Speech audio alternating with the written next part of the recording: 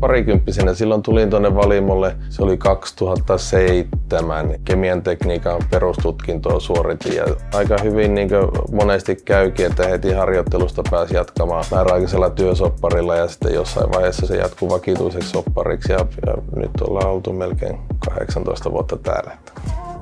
Joo, eli meillä on nyt tänään sitten lyijyventtiili. Toimistotyö on ihan mukavaa, että toki Poolideni tämmöinen yhteisöllisyys, niin se on tärkeä osa sitä päivän arkea ja paljon tulee oltua eri porukoiden kanssa yhteistyössä päivän mittaan ja se on se suola tässä työssä kuitenkin.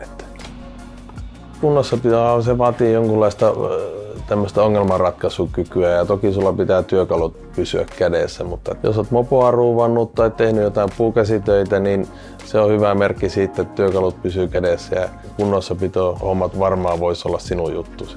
Täällä hoidetaan kyllä perehdytys ja työ opettaa täällä ja sulla on hyvät ammattilaiset sun tukena, että tänne ei tarvitse tulla valmiina työntekijänä. Itsehän tuossa opiskelin sitten työohjeessa insinööriksi tuotantotalouspuolelle, että sitä kautta sitten ajauduin näihin työjohtajahommiin. Aloitin silloin Valimolla ja puhistamon kautta tulin tänne Pasutto- ja Happotehtaan päähän, eli meillä on hyvin mahdollisuuksia firman sisällä myös katsoa erilaisia hommia.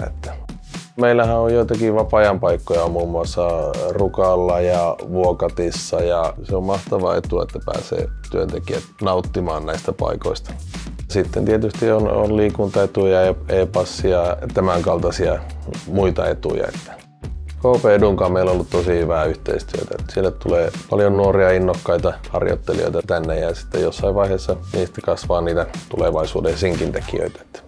Ei kannata murehtia, että ei muuta kuin rohkeasti tänne Poolidenille hommiin. En ole päivääkään katunut, että on ollut hyvä työnantaja minulle. Ehkä se on vähän niin kuin semmoinen turvallinen kotipaikka.